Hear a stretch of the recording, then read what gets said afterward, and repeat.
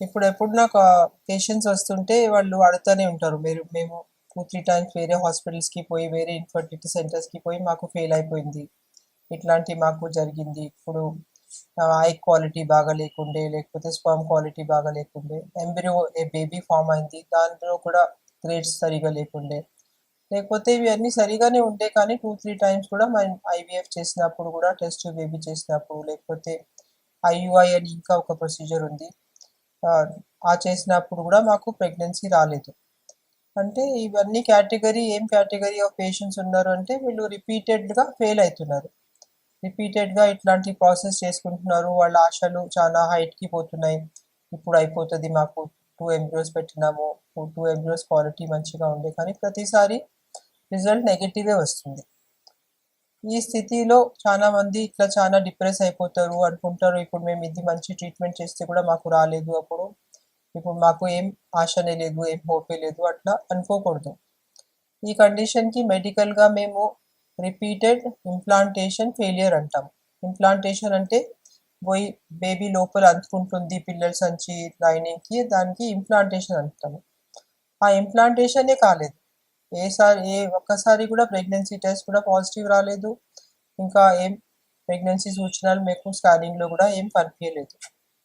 అట్లాంటి ఉన్నప్పుడు ఏమేం అడ్వాన్సెస్ వచ్చినాయి ఇప్పుడు ఈ కొత్తగా ఇంటర్నేషనల్‌గా ఏమేం అడ్వాన్సెస్ వచ్చినాయి. ఆ టెక్నాలజీ మన కంట్రీకి కూడా వచ్చింది. మళ్ళీ వాళ్ళకి అది మనం ఆఫర్ చేస్తున్నామా లేదా కూడా చాలా మంది పేషెంట్స్‌కి ఇట్లాంటి క్వెషన్స్ కూడా ఉంటాయి. సో నౌ యాక్చువల్లీ ఏమైందంటే whole world has become like a global village.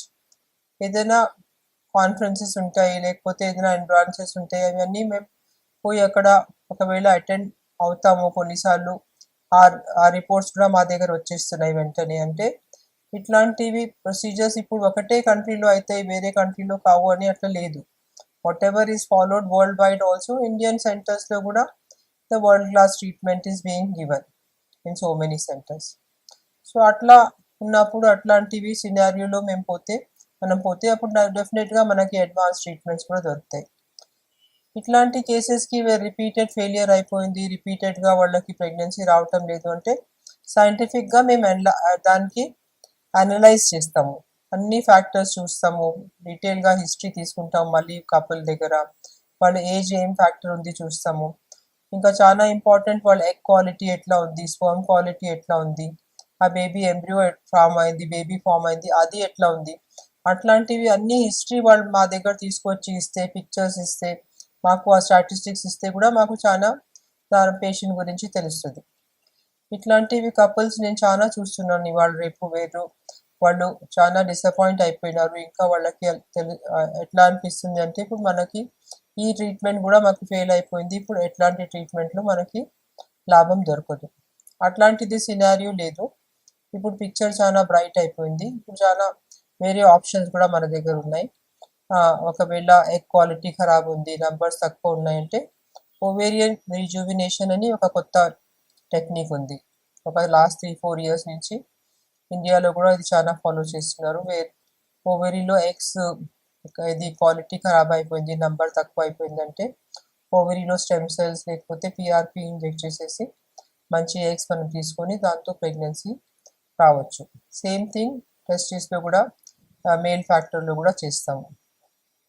ఇంకా వేరే అడ్వాన్సెస్ ఏమున్నాయంటే బేబీస్ ఫామ్ అవుతాయి అప్పుడు ఫ్రీజ్ చేసే ముందు ఆ బేబీస్కి మేము జెనెటిక్ టెస్టింగ్ కోసం పంపిస్తాము.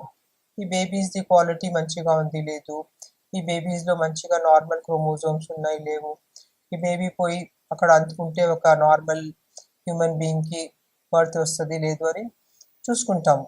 ఈ దాంట్లో ఒక బేబీని మీకు 5th డే ఎక్కడ బేబీ ఎంబ్రియో అంటారు, ఎంబ్రియో 5 days ఓల్డ్ అయిపోతుంది. ఆ ఎంబ్రియోకి తీసుకొని పరీక్ష కోసం దాంట్లోకి వెళ్ళి ఫ్లూయిడ్ వస్తుంది. Embryo will be discharging some cells in to the fluid. So ఇది మొత్తం నాన్ ఇన్వేసివ్. ముందు ఎంబ్రియో బయాప్సీ అంటే బేబీలోకి వెళ్ళి ఒక పార్ట్ తీసుకొని ఒక సెల్స్ తీసుకొని మేము పంపిస్తుండే. అట్లాంటి ప్రొసీజర్ కూడా ఇప్పుడు చాలా ఈజీ అయిపోయింది. Only the surrounding cells of the baby we sent on the 5 day and ఆ రిపోర్ట్ మాకు 3 daysలో ఆ రిపోర్ట్ వస్తుంది. 3 weeksలో ఆ రిపోర్ట్ మాకు వస్తుంది.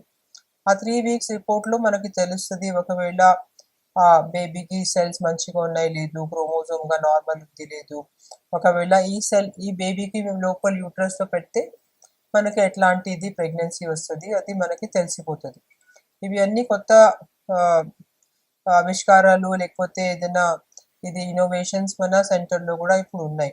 దానికోసం ఏదైనా పేషెంట్స్ ఎక్కడ వస్తే మేము ఆ పరీక్ష చేస్తాము, అనలైజ్ చేస్తాము. బేబీస్ నార్మల్ ఉంటే ఆ నార్మల్ బేబీనే మనం పెడితే ప్రెగ్నెన్సీ రేట్ వాళ్ళకి చాలా మంచిగా రావచ్చు.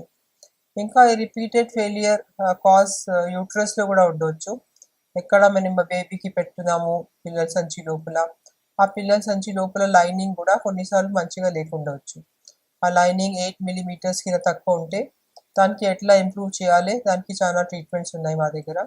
ఆ ట్రీట్మెంట్స్ చేసి మేము 3-4 mm లైనింగ్కి కూడా 7-8 mm తీసుకొచ్చి దాంట్లో బేబీ పెట్టి మాకు పాజిటివ్ రిజల్ట్ వచ్చింది. ఇంకా ఇన్ఫెక్షన్స్ కూడా ఉండవచ్చు కొన్నిసార్లు.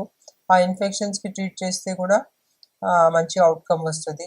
ఇంకా అనదర్ కాజ్ ఈ రిపీటెడ్ ప్రెగ్నెన్సీ ఫెయిలియర్ కోసం ఏముంది అంటే కొన్నిసార్లు ఆటో ఇమ్యూన్ డిసీజెస్ అంటే ఉంటాయి.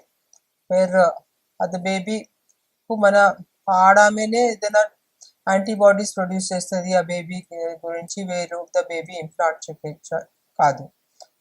అటువంటి సిచ్యువేషన్ ఉన్నప్పుడు ఆ ఇమ్యూనిటీకి మేము ఇంక్రీజ్ చేస్తే, పేషెంట్ ఇమ్యూనిటీకి ఇంక్రీజ్ చేస్తే అది మంచిగా మనకి రిజల్ట్ వస్తుంది. ఇప్పుడు చాలా ఇంజెక్షన్స్ వచ్చినాయి, అది మేము ఇమ్యూనిటీ ఇంక్రీజ్ చేస్తానికి ఇస్తుండే during the viral infections like Covid and other infections అయినప్పుడు కూడా ఈ ఇంజెక్షన్స్ చాలా పనికి వచ్చినాయి. అదే ఇంజెక్షన్స్ ఇప్పుడు ఇమ్యూనిటీ ఇంక్రీజ్ చేస్తానికి ఇప్పుడు ఫీమేల్ ఇన్ఫర్టిలిటీ ఇస్తే కూడా మనకి మంచి రిజల్ట్స్ దొరుకుతున్నాయి. అటువంటి ఉన్నప్పుడు ఆల్వేస్ ఫెయిలియర్ వచ్చింది 2-3 టైమ్స్ ఫెయిలియర్ ఉండిందంటే లెవెల్ 3 సెంటర్కి వచ్చి అక్కడ మంచిగా డయాగ్నోస్ చేసుకొని ఎక్కువ ఏం కాజ్ ఉంది అని తెలుసుకుంటే అప్పుడు మంచి అవుట్కమ్ వస్తుంది. Thank you.